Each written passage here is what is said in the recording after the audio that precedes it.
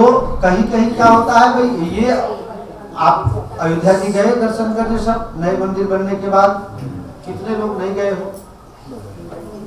अरे आप लोग गए ही नहीं। चलो मैं तीसरे महीने में जा रहा हूँ। हाँ, तीसरे महीने में मैं जा रहा हूँ। खाली 75 आदमी ले जाना है, 76 नहीं। अभी तो मैं जाके आया हूँ गणपत भाई, अभी तो 9वें महीने में जाके आए। करण सिंह बापू तो કેટલા 20 જણાને વિમાનમાં લઈને આયા। મને કે બાપુ બે થશે ને? હા થશે। પાછા બે દાડા પછી બાપુ અમે 6 જણા છીએ। મેં આપા તો क्षेत्र तो 2 4 6 करता करता 20 જણા થયા। મેં નાય નહીં પાડી હો, બધાનું થઈ ગયું। કોઈના લગભગ એક જ જણાના થોડા પૈસા વધારે થયા, બાકી सबका। तो काल भैरव के नगरी में आए हो, भगवान भोलेनाथ की कृपा प्राप्त करनी हो तो अपना एक एक अवगुण इधर छोड़ के जाना काल भैरव के पास। हाँ, काल भैरव अवगुण लेने के लिए बैठे हैं। वो आपको शुद्ध बुद्ध चेतन स्वरूप बना करके और परमात्मा शिव के प्यारे बनाने के लिए यहाँ बैठे हैं। माताओं ने तब जो जेना घर में नाना बे 3 बाળકો હોય अथवा तो एनी दीकरानी बहू होय पण सुबावट बा होय એવું કઈ હોય ને, તો એ ઘરમાં તમે જોજો જે મેન બાઈ હોય ને એને હાથ સુધી નહાવાનો ટાઈમ ના મળે। સૌથી વધારે ગંદુ શરીર એનું જ હોય। કે આ કાલ ભૈરવ છે ને, મારી તમારી બાળકો છે ને આપણે એના, એટલે મારી તમારી અવગुण, हमारे आपके अवगुण को लेने के लिए ये अपवित्र बन के बैठे हुए हैं, लेकिन उनमें कोई अपवित्रता नहीं है। काल भैरव शुद्ध है, बुद्ध है, शिव के स्वरूप है। तो यहाँ आए हो तो कोई तंबाकू का, कोई पान पराग का, कोई रजनीगंधा का, क्या क्या कोई मिराज का, पुष्प तो अवश्य निकालता हो सकते हैं, पर अमुक पुष्प छे हजी बाबा। ऐसा कुछ छोड़ के जाओ, बिना छोड़े मिलेगा नहीं। आप एक हाथ में चांदी का सिक्का पकड़ के रखो और नीचे सोना का सिक्का मिले तो आप क्या करोगे?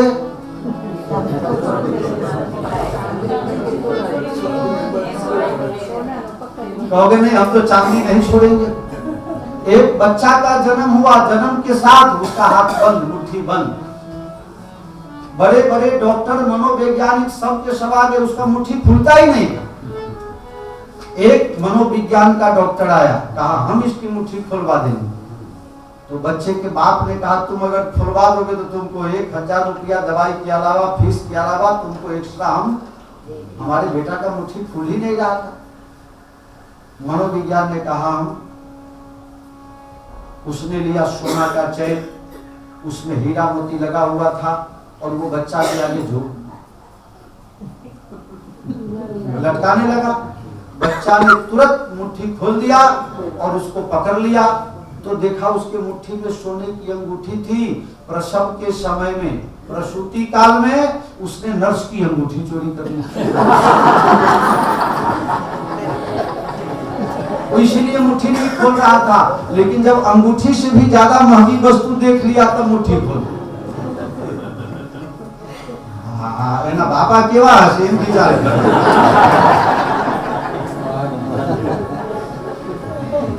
इसका बाप कैसा होगा? क्योंकि कहावत है वर जैसा बेटा, अब बाप जैसा। हाँ, तो विचार करो, बड़े मियाँ तो बड़े मियाँ, छोटे मियाँ सुहाग।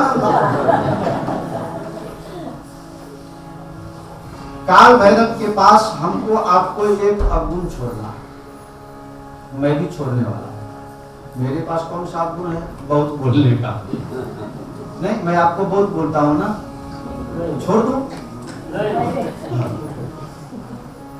जिस बगीचे में माली नहीं होता है उसका फूल, उसका सजावट बढ़िया नहीं होता है। अगर बगीचा को बढ़िया बनाना हो तो उसको की कटाई छटाई करनी पड़ती है, और मैं यही प्रयास करता हूँ आपको अच्छा नहीं भी लगे लेकिन आप बहुत बढ़िया दिखो, आपका जीवन शैली अच्छा बने, इसके लिए मैं बीच में आपको रोकता हूँ, टोकता हूँ, आपको अनुशासन में लाने का प्रयास करता हूँ। आपके अनुशासन का ही प्रताप था। कि सोमनाथ की कथा में वहां का पीआई प्रोटोकॉल के साथ हमें दर्शन कराने के लिए ले गया। मैंने आप बताया ना आपको, जसीबेन आपने हटा ना बता साहब, ये सब आपके अनुशासन का शिष्टमा तमे रहो, ये जो ही नहीं प्रभाव देगी। इसलिए जीवन में अनुशासन ही जीवन है। जिसका जीवन अस्त व्यस्त है वो कभी शांति पा ही नहीं सकता। भगवान भोले के घर में बड़ी विडंबना भरा हुआ है। सबसे पहले बताओ, गणेश जी का माथा कैसा? हाथी जैसा है। अगर तुम्हारा नाक तुम्हारे पैर तक लटकने लगे तो कैसा लगोगे तुम? है? अब गणेश जी का देख लो, अब गणेश जी का पेट देखो कितना बड़ा। पहले मेरा पेट बहुत बड़ा था, अभी कम हो गया है।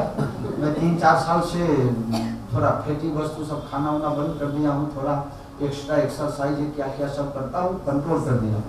88 किलो से 72 में आ गया हूँ। तो अब बहुत बड़ा पेट तो नहीं है ना, देख अब तो ठीक है ना कि अभी और कम करूँ? अभी भी मैं 2-5 किलो कम ही करने वाला।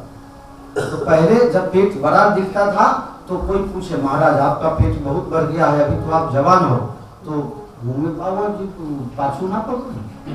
तो मैं कहता था कि देखो भाई, मंदिर का गेट और साधु का पेट बड़ा होना।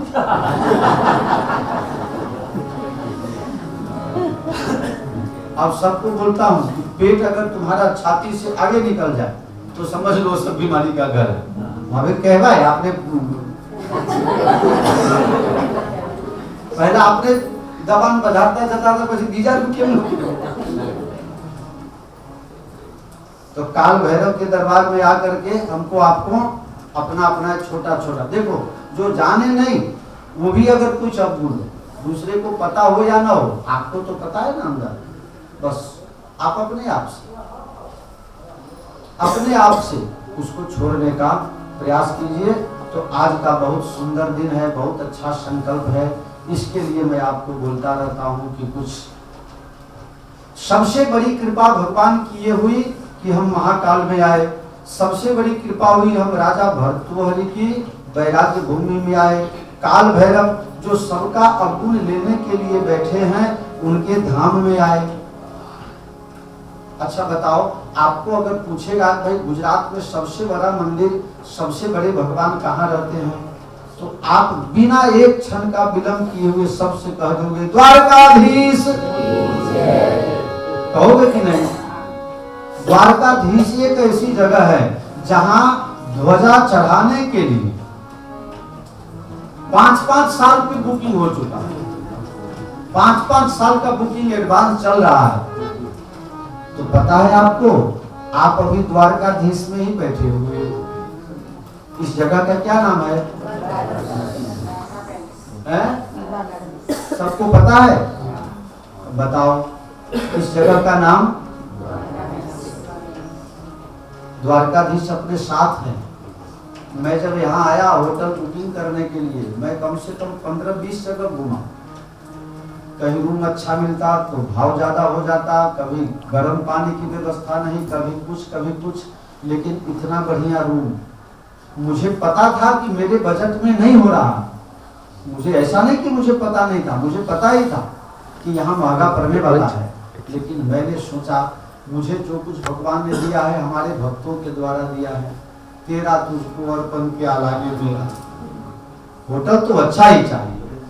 फिर मैंने मैनेजर साहब को, या मालिक कहो, मालिक साहब ही हैं, तो वो आए, बोले बेटे महाराज आपको कथा करनी है? हाँ करनी है, आप करो।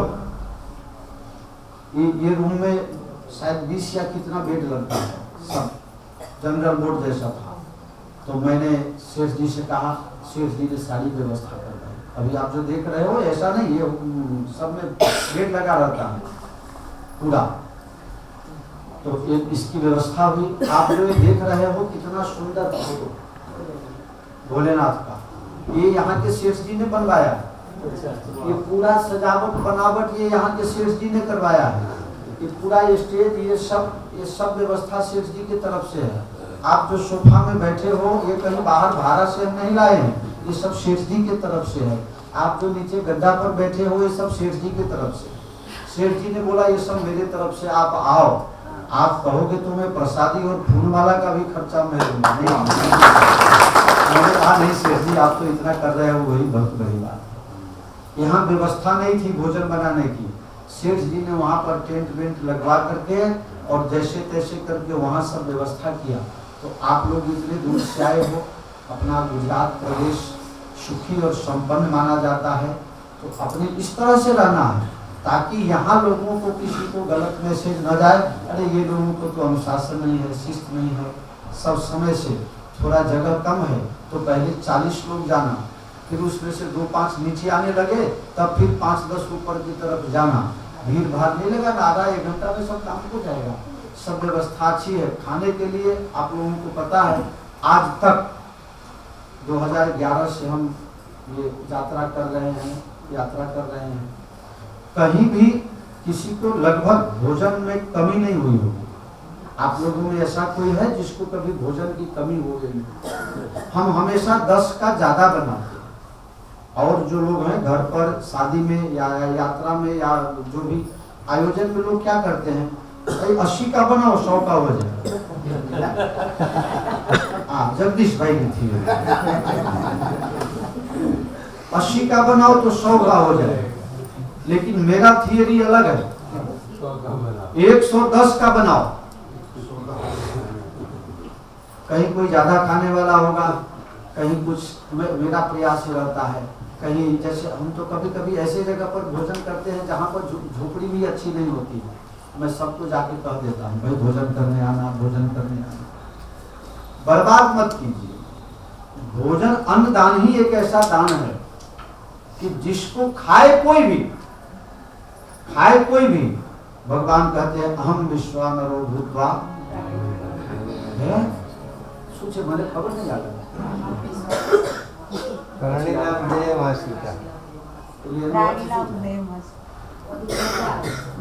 बचावे। તમારા શરીરની અંદર જે સિસ્ટમ છે, જઠર છે, जो पचाने का काम करता है, वो जठर को भगवान ने कहा है मनुष्य के शरीर में जठर में। तो खाए कोई भी, दारू पीने वाला, जुआ खेलने वाला, व्यभिचार करने वाला को भी अगर आपने खिला दिया तो पचाने का काम भगवान करते हैं। यानी उसके भोक्ता, जो अन्नदान आप कर रहे हैं उसके भोक्ता भगवान हैं। अब भगवान तृप्त हो जाते हैं तो कभी और किसी को तृप्त करने की जरूरत नहीं होती है। इसमें अंतिम दिन की कथा में दुर्वासा अवतार की कथा आएगी। दुर्वासा अवतार की कथा में एक कथा ऐसी है कि दुर्वासा जी गए दुर्योधन के पास। दुर्योधन हमेशा साधु ब्राह्मण को खिलाता था और यही वरदान मांगता था कि पांडवों का सत्यानाश हो, और तो कोई काम था नहीं उसका। सुबह से शाम तक 100 कौरव और एक उसका मामा कंस तो कन्हैया है। हाँ, कई बात नहीं, आज फिर तुमने आपने क्या किया। हाँ, कंस सब तो खबर से नहीं, हाँ वो भी मामा, मुझे लगता है मामा भांजा का इतिहास पहले से कर है। हाँ, घनी जाती। तो दुर्वासा जी गए, हर एकादशी का जो पारना होता था वो दुर्योधन के यहाँ होता था। तो दुर्वासा जी गए, दुर्योधन ने कहा महाराज आप हमारे घर पर भोजन करते हो, हमें खूब खुशी होती है, लेकिन थोड़ा सा पुण्य मेरे पांडव भाई को भी दे दो। दुर्योधन को पता है उसके पास खिलाने के लिए कुछ है ही नहीं, जंगल में मेरे भाई घूम रहे हैं, तो आप जाओ उनको थोड़ा उनका भी कल्याण कर दो। वो सोचा वो तो टाइम से खिलाएगा नहीं, कुछ है ही नहीं पास में, और ये दुर्वासा जी श्राप दे देंगे। तो किसी को अगर जहर खिलाने से मारना हो और वो अगर लड्डू खाने से मरता हो तो उसको लड्डू खिला देना अच्छा है। तो सोचा ये तो सीधा पड़ेगा, महाराज हमारे भाई को आप पुण्य देने के लिए चले जाओ, उनके पास भी थोड़ी कृपा कर दो। दुर्वासा जी वहां गए, पांडव महाराज हाँ कल एकादशी थी, आज तुम्हारे यहाँ ही पारना करना है। पांडवों ने कहा महाराज कैसी परीक्षा, आपको भी पता है कि हमारे पास कुछ नहीं होगा, हम वो कुछ नहीं जानते हैं, बस खाना खाना है, भोजन कराना है आप। किसी को पता हो न हो, लेकिन कृष्ण के एक सखा हैं। नहीं, वो तो शिष्य हो, जिनको सखी नहीं लेकिन सखा, मित्र का भाव कन्हैया ने दिया हुआ है और बहन भी मानते हैं। और द्रौपदी के जीवन में भगवान श्री कृष्ण के अलावा और कोई सहारा ही नहीं। दुख हरो द्वारका नाथ शरण में तेरी, दुख हरो द्वारका नाथ शरण में तेरी, दुख हरो द्वारका। भगवान कृष्ण कहीं से आ गए, द्रौपदी बहुत भूख लगी है, बहुत भूख लगी है। कन्हैया एक का तो अभी ठिकाना नहीं होगा, तुम दूसरे भी आ गए। अभी तो दुर्वासा के श्राप से बचना भी नहीं हुआ और तुम आ गए, का बस कुछ खिलाओ। द्रौपदी के पास एक अक्षय पात्र था। जब तक द्रौपदी सबको खिला के खुद खा के उसको बर्तन मांज के रख न देवे, तब तक उसमें से भोजन कम नहीं करता था। लेकिन आज तो द्रौपदी भोजन करके बर्तन साफ करके भी रख दी है, अब कहां से आएगा। कन्हैया ने कहा वो पात्र तो दिखाओ, अब उसमें कैसे रहा होगा क्या भगवान ही जाने। भगवान ने उसमें से एक साग भाजी का एक पत्ता तो नहीं होगा, कोई रेशा उसा रह गया होगा कहीं लटक के, भगवान ने उसको लिया और खा लिया और तृप्त हो गए। घना लोगों ने आवा होटकार आता हुआ पूरे मोहल्ला में पता चल जाए कि फला उस बात को ऐसी भूल गया। और बहुत से लोग ऐसा बोले भूख से ढेकार और मारेगा, ताकि सबको पता चले कि हम बहुत खाते हैं, हम खाते पीते हैं और सब है? हमारे भोरो खावा पीवा में बहुत शौक है। तू भान रखिए भाई, 7 रुपया कमाता हुई तो 4 रुपया में जोड़ कर 11 रुपया में जोड़ कर હજે તો તાના આગળ બલાય છે ને પાછળની લાઈન લાગવાની છે, ધ્યાન રાખજો। આ તો ગમતમાં કહી દીધું, સમજો તો ઠીક છે, નહીં તો સમજને વાલે સમજ ગए, ના સમજે તો લ્યો। આ બધાને ખબર પડી ગઈ। મારો તો સોમનાથમાં એવો સેન્ટ લઈને આવ્યો તો મારું રૂમ ગંધાય हम आना ऊपर गुस्से थे चंदन ऊपर, हारा तू तंबाकू खाई नहीं आई गयो छे કે ના બાપુ હું તો હવારનું કશું ખાધું જ નહીં, તંબાકુ જેવું ગંધાય છે આ શું છે। પછી ખબર પડી કે આ રેડ ટોબેકો એવો સેન્ટ છાંટીને આવ્યો। યાર ભાઈ આપનું કામ નથી આ બધું। હા એટલે બે વખતે કીધું તો નહીં કથામાં, जीवन में एवी सुगंधीदार बनाई दीधो ने कि लोको आजू-बाजू तमे सेंट छांटो तो आजू-बाजू में लोगों ने खबर पड़े कि आप वीआईपी छे। बाकी आपके जीवन में से ऐसी खुशबू निकलनी चाहिए कि ये गांव का नहीं दूसरे गांव वाले को पता चल जाए, ये प्रदेश वाले नहीं दूसरे प्रदेश वाले को पता चल जाए और वो ढूंढते ढूंढते आवे। रंडी बापू की कथा में मजा आई थी। बापू आपकी कथा बैठाएंगे, जीवन का सुवास निकलना चाहिए।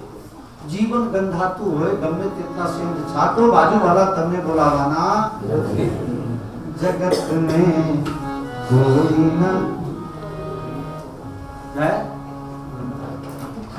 खाली सुन तो जो संख्या पे जाए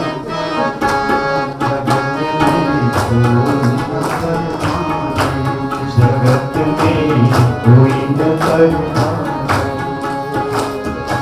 तेल चमेली साबुन चंदन, तेल चमेली साबुन चंदन, चाहे लगा लो जगत में कोई जाना तो पड़ेगा। लेकिन जो भगवान का भक्त हो गया, जो भगवान का लाडला हो गया, वो तो जाने के बाद भी मर कर भी अमर नाम है उस जीव का जग में। प्रभु नाम पे बलिदान जो किया।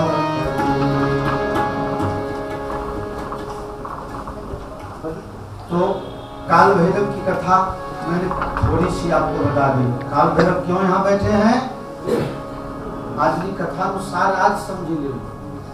काल भैरव यहाँ क्यों बैठे हैं? अबुल लेने के लिए कि दारू पीने के लिए?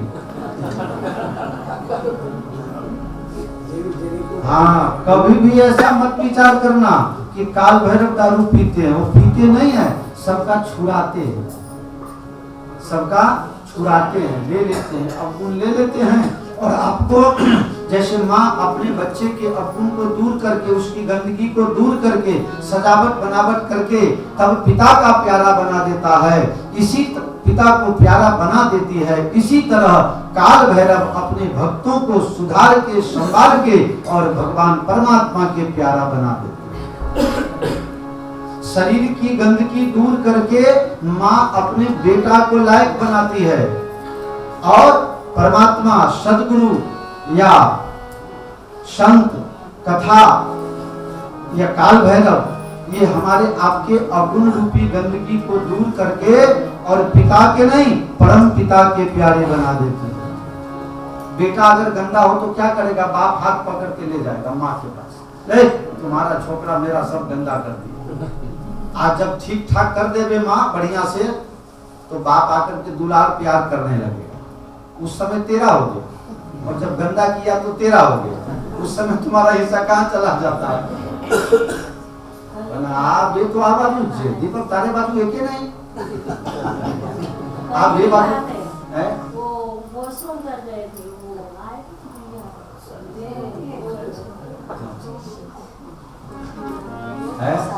आप ये तमारा पार्टी में से दीपक तू करिस गेट पर वहां। जगत में कोई न परमाने, जगत में कोई न परमाने, तेल चमेली साबुन चंदन, तेल चमेली साबुन चंदन, चाहे लगा लो जगत में कोई न परमाने। तो आज की कथा की फलश्रुति यही याद रखिएगा, अपने अपने दिल से, कोई कहे नहीं और कोई किसी को नहीं कहेगा, नहीं तो फिर उसके ईगो का प्रश्न आ जाए। दूसरा अगर कहा कि भाई तुम ये छोड़ो, तुम कहने वाले कौन? डालडा का प्रभाव बहुत बढ़ गया, तुरंत करंट लगी। परसों हम आए ना ट्रेन में, तो हम बैठे घुसे ट्रेन में और बीच में ही एक भाई खड़ा था। मैंने कहा भाई साहब जाने दो आगे, जाओ ना, कौन रोक रखा है? मैंने कहा भैया ज्यादा टेढ़ी मत करो, रास्ता रोकने के लिए तुम रिजर्वेशन नहीं करवाए हो, सीट पर जाकर के बैठो। तुमसे भी ज्यादा टेढ़ी करने मुझे भी आता है। मैं तो इतना टेढ़ा था कि घर वालों भी नहीं रखा, सोचा इसको भगाओ घर से। तो मैं तो पहले से ही टेढ़ा हूँ, मैं सीधा नहीं हूँ, मैं सीधो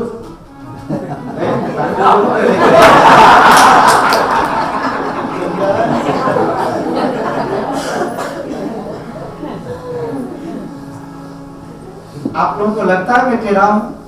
सही बताना। कोई ने नरे हो तो कह क्या कहीं कोई वस्तु में काप मुकी है, छोटी रीते दादागिरी करी हो, એવું કઈ કરી આયું હોય તો કહેજો, કારણ કે મેં તો 9મા ધોરણમાં ભણેલું। He that is down need near no fall। जो नीचे है उसको गिरने का डर नहीं है, खतरा नहीं है। चढ़े थे और नमे थे। हाँ, तो मैं तो कोशिश करता हूँ आप लोगों के बन के रहूं और आप लोगों को अपना बना करके रहूं, यही हमारा प्रयास। लेकिन एक बात जरूर है, कई लोगों ने शिकायत किया कि बापू किसी का सुनते नहीं। हाँ, ये शिकायत है मेरी। तो ये किसको किसको अनुभव है कि सही बात है? ऐसा नहीं है। मैं क्या नहीं सुनता हूं और क्या सुनता हूं, और आपको भी क्या सुनना चाहिए और क्या नहीं सुनना चाहिए, ये जानना जरूरी है। जैसे मेरी एक आदत है, मैं सुनता हूं सबकी और किसी का भी नहीं। कैसे? कोई अगर किसी का अवगुण मुझे बताओ कि फलाना ऐसा है, फलानी ऐसी है, तो इस बाबत में मैं किसी का भी नहीं सुनता। जब तक वो घटना, वो व्यक्ति मेरे साथ व्यवहार पर्सनली नहीं करता है गलत या अच्छा, तब तक मैं किसी के कहे से निर्णय नहीं करता। किसी के कहे से अगर व्यक्ति निर्णय बदल देगा तो इन्हें आपने गुजरात में कहिए कि फलाना भाई कान ना,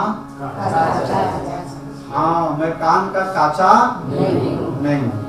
मैं पहले अनुभव करता हूँ। जैसे कि कोई कह दे नंद किशोर भाई अच्छे नहीं, मैंने कहा हो सकता है तुम्हारे लिए अच्छे नहीं होंगे, लेकिन मेरे लिए तो अच्छे हैं। अपने भी आते हैं, 5-25 को पकड़ के भी लाते हैं, तो मेरे लिए तो अच्छे हैं। छाया बेन अच्छी नहीं है तो तुम्हारे लिए अच्छी नहीं है, तो मैं क्या करूं, मेरे लिए तो अच्छी है। तो दुनिया के अंदर कोई भी ऐसा व्यक्ति नहीं है। बड़े मर्म की बात है, सीधी सी बात, और इसमें कुछ बिना कथा की कथा, सीधी सी बात। दुनिया में कोई भी ऐसा व्यक्ति नहीं है जो सबके लिए अच्छा हो सके। कोई भी व्यक्ति नहीं। किसका किसके साथ कितना लेन देन पिछला बचा हुआ। ऋणानुबंध, शौर्य ऋणानुबंधे मरिया, कहीं की जन्म ना। ये तो आप सब मुझे कहाँ जानते हो, अभी भी मेरा जन्म कहाँ हुआ कौन जानता है? अभी सबका माल सामान लेके भाग जाऊंगा, कहाँ ढूंढोगे? बिना किसी रसीद का, बिना बगैर पावती आए में पैसा आती है, लाख रुपया, 2 लाख। एक जने 3.5 लाख रुपये पर जमा करेगा कि बापू हमारे कोई पूर्वा नाम रखवानो है तो पैसा काटता है, तो ढेर हो तो बकरी हमारा ढूंढ ना पैसा। हाँ नाम कही दो, गांधीनगर सेक्टर 3 न्यूमा अमृताबेन अमृतलाल साहू। हाँ मारा पैसा पाए एमना पैसा मारा फाय बैलेंस में तो बापू आटला तुम्हारा फायज राखो। ये विश्वास जो आपका है, इसलिए क्योंकि एक दूसरे की बुराई करना लोगों की आज आदत बन गई है। इसका कारण, सबसे बड़ा कारण यह है कि हम अंदर से खुद बुरे, हम अंदर से बुरे हैं, इसलिए सामने बुराई दिख रहा है। साधु जो मारे मारा आत्मा में कल्याण करवा माटे हूँ कथा करूँ, जो मेरा कोई व्यवसाय नहीं है, आनंद है। आप सब मेरे आनंद में साथ बने रहिए, आप भी आनंद करते रहिए। और परमात्मा के भजन के सिवाय और किसी में आनंद नहीं है। पैसा कितना भी कमा लो, अगर कहीं झूठ सच्चा झूठा कुछ हो गया तो उसका डंक कायम माटे हुए। एक कवि ने लिखा है, कायम डंक लईने जीवવું શું, कायम डंक लईने जीवવું શું, शंका क्या छे मरण में, शंका क्या छे मरण में, तो પછી કારણ વગરનો ખટપટ કરવું શું। शंका क्या छे मरण में, तो आ नानी नानी बात तो खूब प्रेम थी जीवन में ल्यो, एना माटे आनंद माटे। तो आज की कथा ની જે આ ભૂમિકા છે, पहला नंबर आपने काल भैरव ने समझी लीधु। तमे लोको राजा भर्तृहरिनी गुफा जोवा चौक्कस थी जજો, मंगलनाथना दर्शन करवा चौक्कस थी जજો। 19 तारीखे बपोर પછી 3-4 કલાક માં બધું તમને ફેરવી દે। राजा भर्तृहरिनी गुफा में शा माटे जवानुं? आ दुनिया कोने दगा नहीं करती ने कोण तमारी साथे दगो नहीं करतो, एनी निशानी छे भर्तृहरिनी गुफा। राजा भर्तृहरि की गुफा क्या है, उनके साथ किसने दगा किया? आप सब जानते हैं, पत्नी ने दगा, और इसमें साधु बन गए। और तब जाकर के उन्होंने लिखा एक श्लोक, वैराग्य शतक में लिखा हुआ है राजा भर्तृहरि ने। उनका 2 श्लोक मुझे बहुत बढ़िया से याद है, और मैं लगभग हर कथा में कहता हूँ। 2 श्लोक। एक श्लोक, निरपस्य चित्तम कृपणस्य वित्तम स्वभावम दुर्जनानां च, निर्पस्य चित्तम कृपणस्य वित्यम स्वभावम दुर्जनानाम च स्त्री चरित्रम पुरुषस्य भाग्यम दैवो न जानाति कुतो मनुष्य। राजा भर्तृहरि ने लिखा। नृप मतलब राजा, राजा की चित्त वृत्ति का पता नहीं चलता है तो कब क्या निर्णय ले ले। 1000 का नोट बंद भी करवा दे, 2000 का चालू भी करवा दे, इच्छा हो तो वापस फिर वो भी ले ले। राजा की चित्त वृत्ति को कोई जान नहीं सकता, इसीलिए अपने गुजराती भाषा में कहावत है, सत्ता आगर हाँ, और घना मुंगरी में मजा आती। क्या जरूरत है, जो करेगा वो भरेगा। राजा की चित्त को किसी को पता नहीं चलता। इसी तरह से दूसरा नंबर बताया है कृपणस्य वित्तम, कंजूस आदमी जो होता है उसके पैसे का भी किसी को पता नहीं चलता। और तीसरा नंबर लिखा है स्वभावम दुर्जनानाम च, दुर्जन व्यक्ति, दुष्ट व्यक्ति के स्वभाव का पता नहीं चलता। कभी आपको सम्मान दे देगा, कभी भरी सभा में अपमान कर देगा, और गरज उसको आ जाए तो फिर आपको ऐसा लगने लगेगा कि ये तो मेरा बहुत स्नेही व्यक्ति है। जब भी उसका गरज खत्म हुआ तो मतलब निकल गया, फिर पहचानते नहीं। ऐसे व्यक्ति के स्वभाव का कोई मतलब नहीं। चौथा नंबर स्त्री चरित्रम, दैवो न जानाति कुतो मनुष्य। मनुष्य का भाग्य कब बदल जाएगा। आपने गुजराती में कही ना त्रिया चरित्र, एमा कोई ने खबर नहीं। पुरुषस्य भाग्यम, पुरुष का भाग्य कब खुल जाएगा उसका कोई पता नहीं।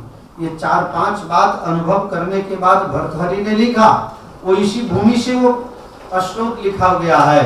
तो उस श्लोक को जरा विश्वास रखिएगा, दुर्जन से बचिएगा, राजा के आगे अपना होशियारी मत बताइएगा, सावधान रहिएगा, कंजूस व्यक्ति का कभी विश्वास मत करो। एक कंजूस व्यक्ति था पूरे गांव में सबसे बड़ा पैसा वाला। कैसे कैसे कंजूस होते हैं। गांव के लोगों ने कहा ये सज्जन कहीं कुछ दान करते नहीं, अपने बच्चों को पेट भर के खाना भी नहीं खिलाते। लोगों ने कहा इनका कल्याण कैसे होगा। एक महात्मा से सबने कहा कि ये बड़े सेठ जी हैं लेकिन कभी कुछ दान पुण्य नहीं करते, पैसा हमेशा इकट्ठा करते हैं। सब लोग मिल करके सेठ के पास गए, सेठ कम से कम कुछ तो दान करो जिससे तुम्हारे काया का कल्याण हो जाएगा। सेठ ने कहा मरवाओगे क्या? हाँ, जिंदा जी मार देना चाहते हो? अटैक आ जाएगा अगर किसी को। मैं तो कोई अगर किसी को 1 रुपया भिखारी को मैं देते देख रहा हूं तो भी मेरे को पसीना छूट जाता है, और तुम मुझसे दिलवाना चाहते हो। अगर कोई भिखारी को दे रहा हो तो उसको देख के मुझे पसीना छूटता है। बदमाश कैसा नालायक है, रुपया दान में दे दिया, भिखारी को दे दिया, मुझे वो भी नहीं देखा जाता है, तुम हम ही से दान करवाने आए हो। कहा सेठ जी और किसी को दान ना दो तो कोई बात नहीं, हनुमान जी का मंदिर है और हनुमान जी के मंदिर में अगर 1 रुपया चढ़ा दो तो ब्रह्मा विष्णु महेश सब प्रसन्न हो जाए। हनुमान चालीसा पढ़ लो और हनुमान जी के मंदिर में 1.25 रुपया का दान करो। सबने सोचा चलो भाई भाव से 1.25 रुपया भी हो जाए तो हनुमान जी इसका कल्याण कर देंगे। सेठ के दिमाग में बात आ गई कि चलो भाई 1.25 रुपया में जाता क्या है, 1.25 रुपया दान आज करेंगे। पूरे गांव में शोर हो गया कि आज इतना बड़ा कंजूस सेठ 1.25 रुपया दान करने वाला। और जो लोग कभी दर्शन करने नहीं आए थे ऐसे लोग भी लाइन में आ गए। अब लाइन लग गई बड़ी मंदिर में, सेठ जी भी लाइन में खड़े हो गए। लोग विचार करता था कि अब देखिए अब सेठ जी क्या करते हैं, सेठ जी कितना दान करते हैं, करेंगे भी कि नहीं करेंगे। सेठ जी लाइन में थे आधा घंटा तक, गर्मी का महीना, और पैसा 1.25 रुपया लेके हाथ में रखे थे। अब बहुत देर तक रखे रहने के कारण हाथ से पसीना छूट गया। सेठ जी पहुंच गए मंदिर के पास, दर्शन करने के लिए हाथ खोला तो देखा कि हाथ में से पसीना छूटा था तो उसमें पैसा भीग गया हुआ था। फिर सेठ जी को दया आ गई, अरे पैसा तुम रो रहे हो, मुझे छोड़ना नहीं चाहते हो? मैं भी तुम्हें छोड़ना नहीं चाहता, तुम रो मत, तुमको हम नहीं छोड़ेंगे। लेकर के वापिस जेब में डाल दिया और लाइन में से बाहर निकल। ऐसे कंजूस तुम लोग मत करना। तो निर्पस्य चित्तम कृपणस्य वित्तम स्वभावम दुर्जना नाम च। दुर्जन व्यक्ति अगर गरज पड़ने पर तुम्हारा खुशामद कर रहा है, प्रशंसा कर रहा है, तो समझ लेना कहीं ना कहीं ये। और अगर खुशामद खोरी कोई पुरुष किसी महिला की चापलूसी कर रहा हो, मैं कई बार कहा, तो सावधान रहना। जिसको तुम जानते नहीं, पहचानते नहीं, कुछ व्यवहार नहीं, ऐसे लोगों की प्रशंसा में मत खुलाना। मैं तो कई बार कहा। बाकी सबके घर में ऐसी लड़ाई है। देखो वो हमारा कितना बड़ाई करता है, प्रशंसा करता है, तुम तो कभी दो शब्द बोलते ही नहीं हो। तुमको 28 साल से माथे पर लेके घूम रहा है, ये कम तुम्हारा सम्मान है? यही सबसे बड़ा सम्मान हो गया। जो प्रशंसा कर रहा है, चापलूसी कर रहा है, कहीं ना कहीं तुम्हारे पास ठगी का धंधा करेगा, गोरख धंधा के लिए तुम्हारा प्रशंसा कर रहा है। प्रशंसा से दूर रहिए। कबीर ने तो कहा प्रशंसा वाले की बात छोड़ो, लेकिन निंदक नियरे राखिए, आंगन कुटी छवाए, बिन पानी साबुन बिना निर्मल करे। निंदा करने वाला, अच्छा आपको पता तो है कि हम ठीक से नहीं रहेंगे तो अभी हमारी बात गलत बात हो जाएगी, तो निंदा करने वाले से सावधान। और प्रशंसा करने वाला चापू, उसको क्या बोलते हैं? चमचा। चमचा चमचा अगर बर्तन में है तो दाल साग सब्जी खाली करेगा, और तुम्हारे जीवन में है तो तुम्हारा जीवन को सत्यानाश करेगा। चमचा बधी जगह फोटो करेगा, खारिज करवाने काम करे। इसलिए चमचों से सावधान। असावधानी हटी। हाँ, घनाकों को तो चापलूस वाला साथ मारा गया। एक आदमी को शराब की लत लग गई और उसका लीवर खत्म हो गया, तो डॉक्टर के पास गया। डॉक्टर ने कहा भाई साहब आपका लीवर खत्म हो गया है, तो आप शराब पीना बंद कर दो, नहीं तो 8 महीना में 10 महीना में मर जाओगे अगर शराब पियोगे। तो कहा डॉक्टर साहब हम छोड़ देंगे, लेकिन अगर कोई बहुत आग्रह करे तो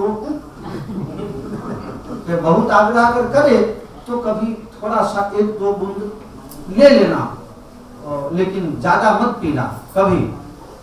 तो फिर थोड़े दिन के बाद वो गया और भी दुबला पतला हो गया। डॉक्टर के पास गया, तो डॉक्टर ने कहा शराब छोड़ दी? बोले हाँ बिल्कुल छोड़ दी। कभी भी नहीं पीते हो? तो आपने कहा था कोई आग्रह करे तो पी लेना। तो कभी कोई बहुत आग्रह करता है तो पी लेते हैं। देखा उसके साथ एक और भाई आया हुआ था, कहा ये कौन है? बोला इसको आग्रह करने के लिए रखा।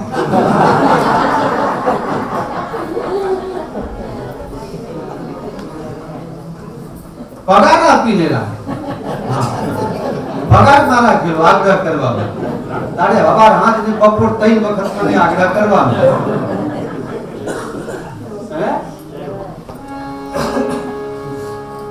अब न बनी तो फिर न बने। इस मनुष्य शरीर में जिस वस्तु तत्व को जानना है उसको जान लिए तब तो कल्याण नहीं होए, कल्याण है, नहीं तो सिर धुन धुन पछता। काल ही कर्म ही ईश्वर ही मिथ्या दोष लगाए, जब समय बीते पुण्य का पछता। जब समय हाथ से निकल जाएगा तो पछताने के अलावा और कुछ भी नहीं बचेगा। जब तक समय हमारे आपके हाथ में है तब तक हम इस सब का सदुपयोग करके अपने जीवन को सार्थक बना लें। खाने के लिए, पीने के लिए, भोगने के लिए मनुष्य शरीर नहीं मिला है, ये शरीर मिला है विवेक का उपयोग करके, बुद्धि का सदुपयोग करके हम ऐसा कुछ काम कर जाएं कि हमारा भी अच्छा हो, हमारों का भी अच्छा हो, और जहाँ जाना है निश्चित जाना है। एक दिन साजन के नगरिया सबको जाना है, एक दिन साजन नगरिया सबको जानोगे पड़ी। अब घाट घाट नहानों के पड़ी, साजन नगरिया सबको जानोगे पड़ी। साजन की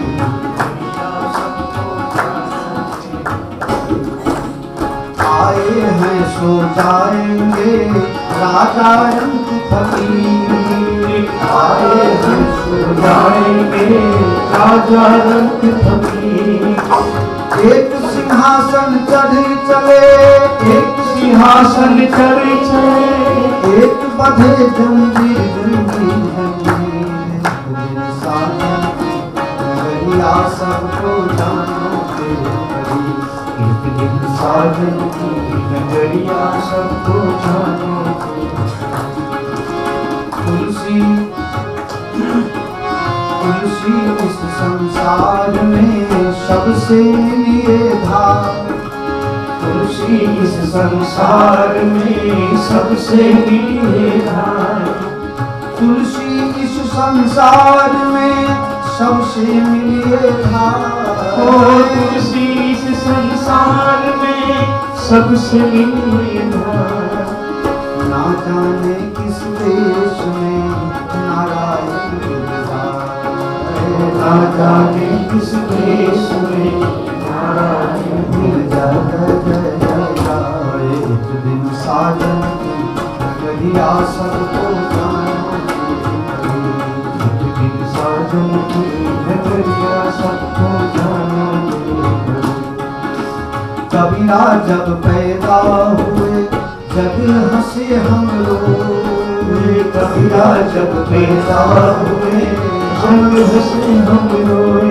ओ ऐसी करनी करी चलो, ओ ऐसी करनी कर चलो, ऐसी करनी करी चलो, ऐसी करनी कर चलो। हम हंसे जग रोए रोए। एक दिन साजन की नगरिया सबको जानो के, एक दिन साजन की नगरिया सबको जानो के। मारी आवत देख के कलियन करी पुकार, मारी आवत देख के कलियन करे पुकार।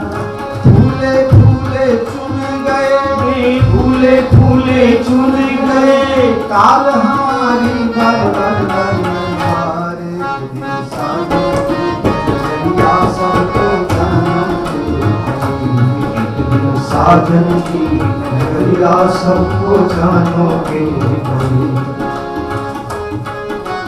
अब घट घाट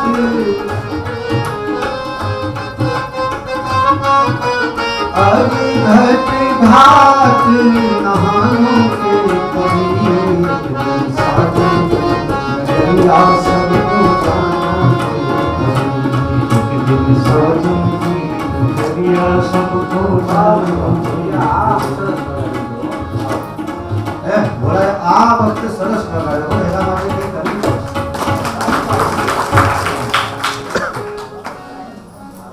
તાળી પડી હો, તારા ન પડી। એટલે મહિલાઓની સંખ્યા વધારે છે ને, સ્ત્રીની ગાય તાળી તારા ને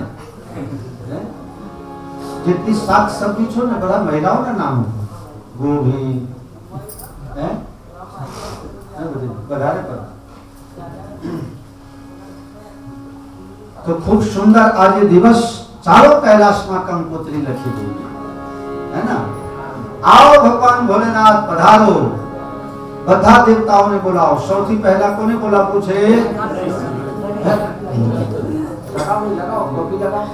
जय गणेश गणनाथ दयाल निधि, जय गणेश गणनाथ दयाल निधि, सकल विघ्न करु दूर हमारे, सकल विघ्न करु दूर हमारे। जय गणेश गणनाथ दयाल निधि, जय गणेश गणनाथ दयाल निधि, सकल विघ्न करु दूर हमारे, सकल विघ्न करु दूर हमारे। प्रथम घरे जो ध्यान तुम्हारो, प्रथम घरे जो ध्यान तुम्हारो, इस पे पूर्ण कारज सारे। जय गणेश गणनाथ दयाल निधि, जय गणेश गणनाथ गणनाथ दयाले सकल विघ्न हरे तू हमारे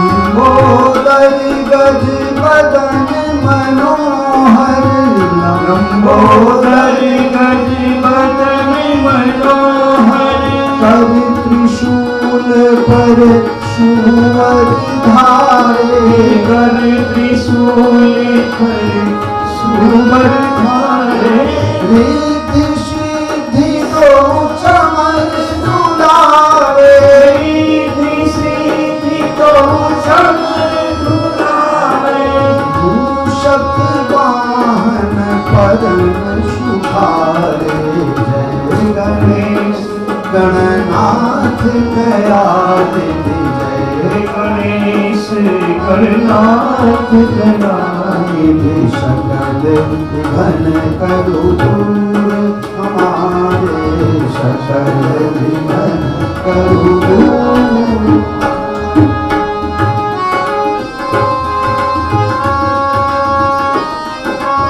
ब्रह्मादिक सुर ध्यावत मन में, ब्रह्मादिक सुत ध्यावत मन में, ब्रह्मादिक सुर ध्यावत मन में, ब्रह्मादिक सुर ध्यावत मन में, ऋषि मुनि गण सब दास तुम्हारे, ऋषि मुनि गण सब दास तुम्हारे, ब्रह्मानंद सहाय करो नित, ब्रह्मानंद सहाय करो नित, भक्त जनों के तुम रखवारे, जय गणेश गणनाथ दयाले, जय गणेश गणनाथ दयाले, सकल विघ्न करो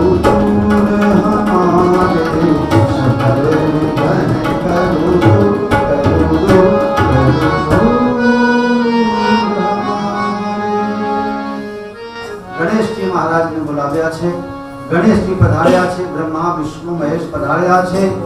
शिव कथाना शुरुआतમાં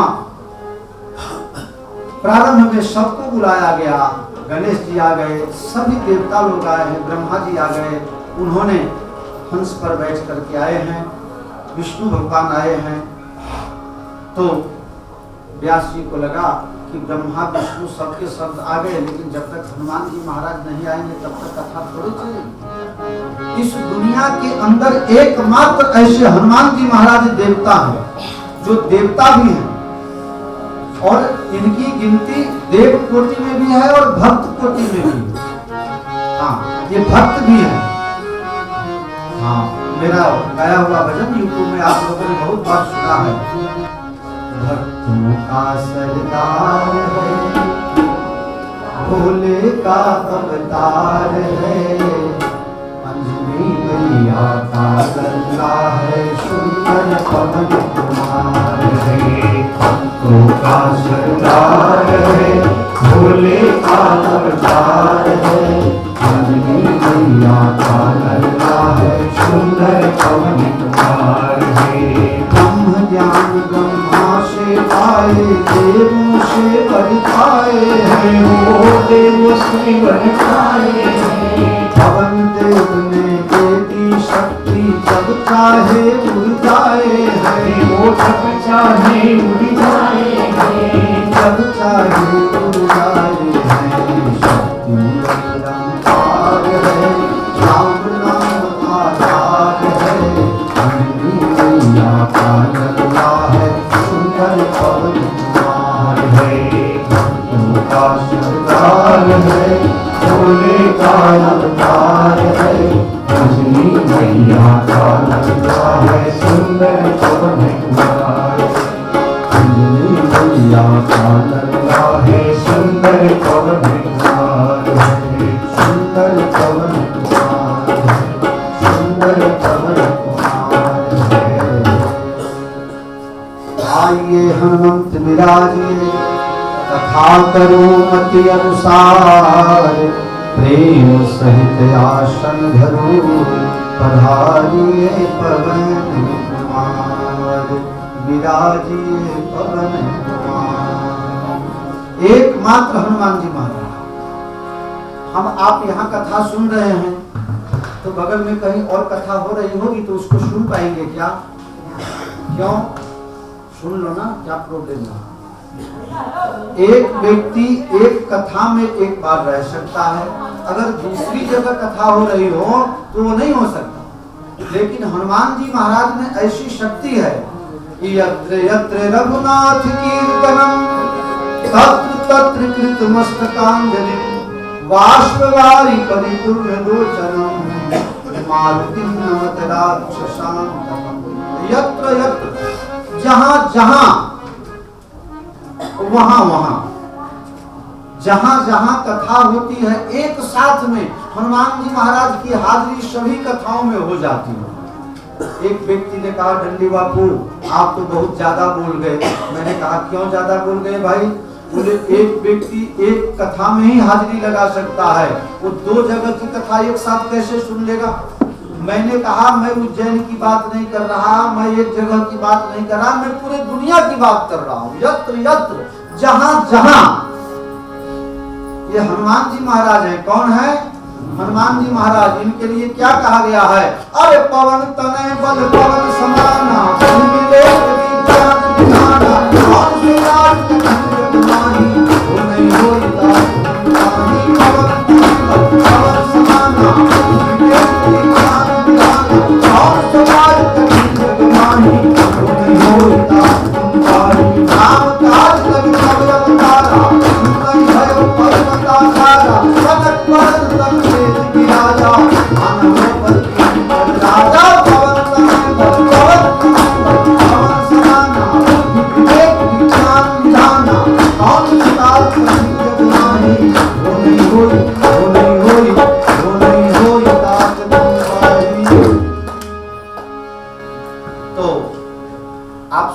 बापू ने तो वीर रस में गा दिया, लेकिन इसका अर्थ भी समझ लो।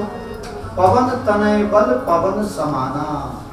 गुजराती में मैंने आपको कहा ना, बर जेवा टेटा, बाप जेवा, हाँ बाप के जैसा बेटा और बर के जैसे उसका दूध। तो ये निश्चित कहा गया है और सिर्फ हनुमान जी के मामले में फिट बैठता है। पवन तनय बल पवन समाना। हनुमान जी महाराज में कैसा बल है? किसके जैसा बल है? अपने पिता पवन देव के समान। तो पवन का क्या गुण है? वो गुण इनमें होना चाहिए ना। पवन हर समय सबके पास, हर एक के लिए, सबके नाक के पास पवन मौजूद रहता है। अब उसके समान तो हनुमान जी महाराज भी सब जगह, हर समय, हर क्षण, हर में हनुमान जी महाराज प्रत्येक में विराजमान रहते हैं। तो पवन कहाँ नहीं है भाई? तो पवन जहां जहां है, बिना पवन का कोई जगह नहीं है और बिना हनुमान जी महाराज की भी कोई जगह दुनिया में बची हुई नहीं है।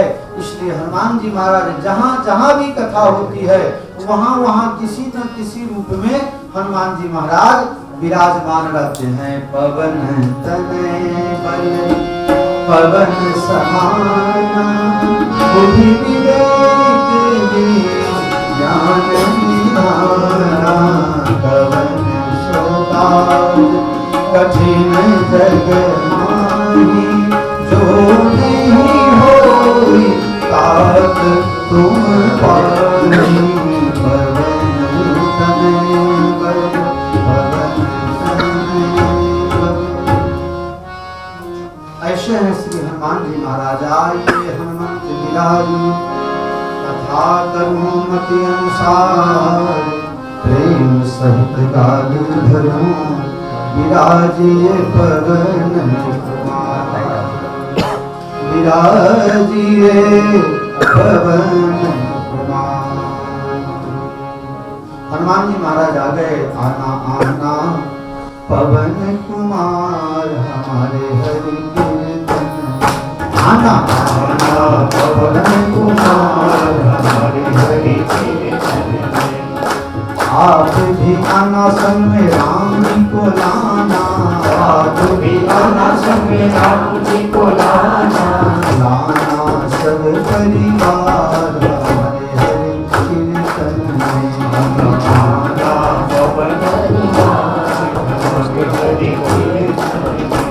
ओ राधा जी को लाना, कृष्ण जी को लाना, राधा जी को लाना, कृष्ण जी को लाना, लाना सब परिवार हरे हरे कीर्तन में, आना पवन हरि कीर्तन में।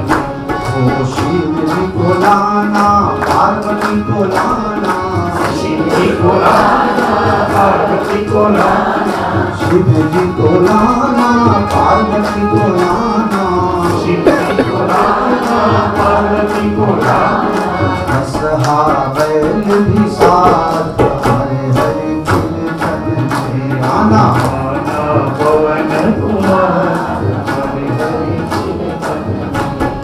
रिद्धि को लाना, सिद्धि को लाना, सिद्धि को लाना, सिद्धि को लाना, शुभ लाभ सपरिवार हरे हरे कीर्तन में, आना पवन कुमार हरि हरि कीर्तन में। ब्रह्मा जी को लाना, विष्णु जी को लाना, ब्रह्मा जी को लाना, विष्णु जी को लाना, नारद बिन बजाना हरे हरे कीर्तन में, आना पवन कुमार हरि हरि कीर्तन में।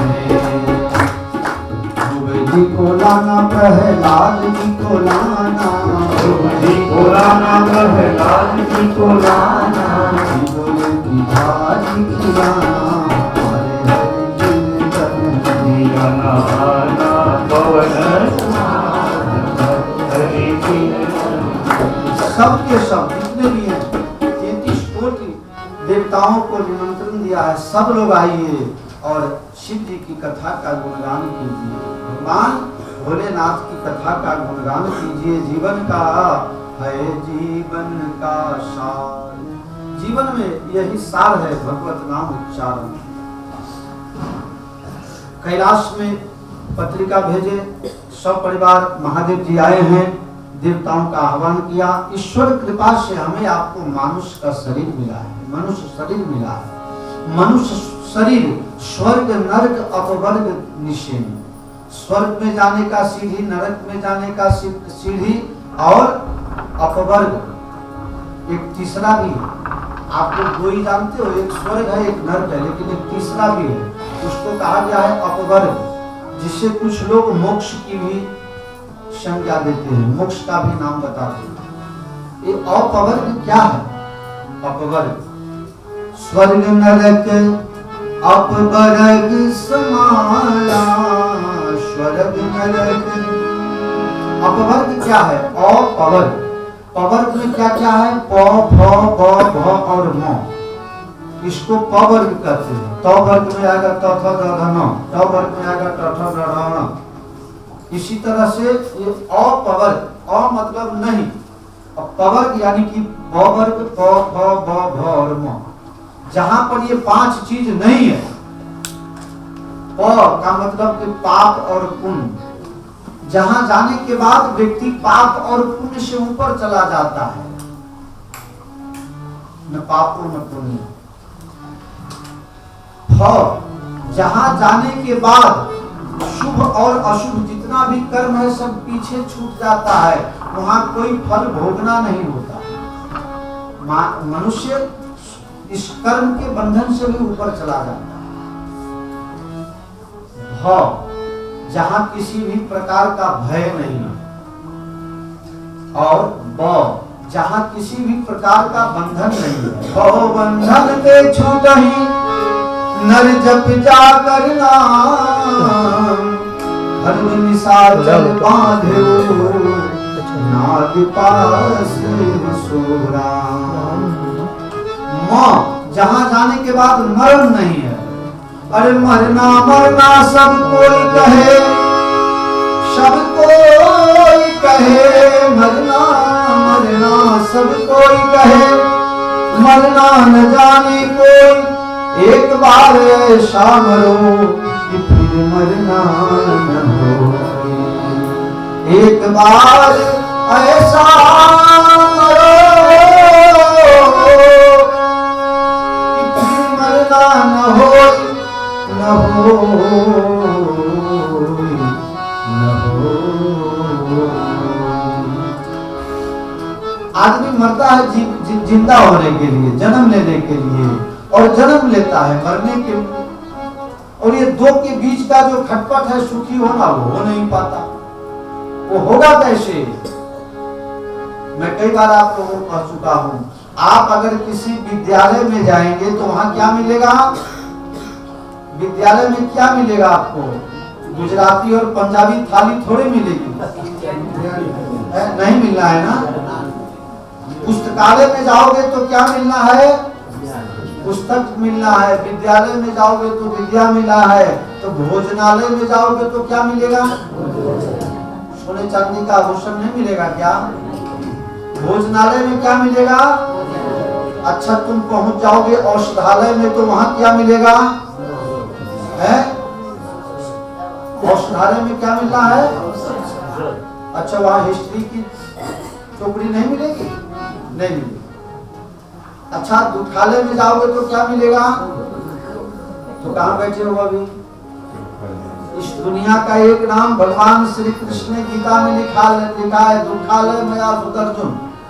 अर्जुन, ये दुनिया दुखालय है, लेकिन तकलीफ ये है कि लोग यहाँ सुख ढूंढ रहा है।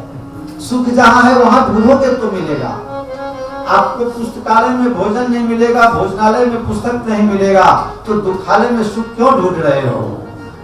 मुंह को कहाँ ढूंढे रे बंदे, मैं तो तेरे पास में। मृग के नाभि माही कस्तूरी, बन बन ढूंढत बासी, पानी में नीन पियासी, देखत आवत हासी, देखत आवत हासी, पानी में नीन पियासी, देखत आवत हासी, हासी, देखत आवत हासी। मृग के नाभि माही कस्तूरी, बन बन ढूंढत बासी, मृग के नाभि कहती कबीर, सुनो भाई साधो, सहज मिले अविनाशी, देखत आवत हासी, देखत आवत हासी, पानी में नीन पियासी, देखत आवत हासी, देखत आवत, देखत आवत हासी। यही परिस्थिति है हमारे यहाँ। पानी में रहते हुए भी मछली प्यासी है, पानी में रह कर के भी मछली प्यासी है। कबीरदास की उल्टी वाणी, आंगन सूखा और घर में पानी।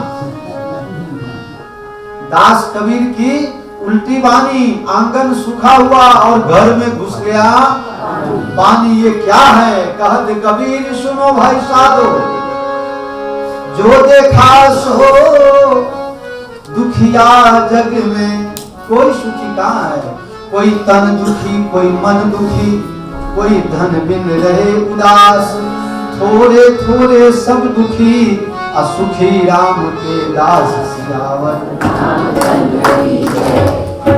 एक दिन साजन की नगरिया सबको,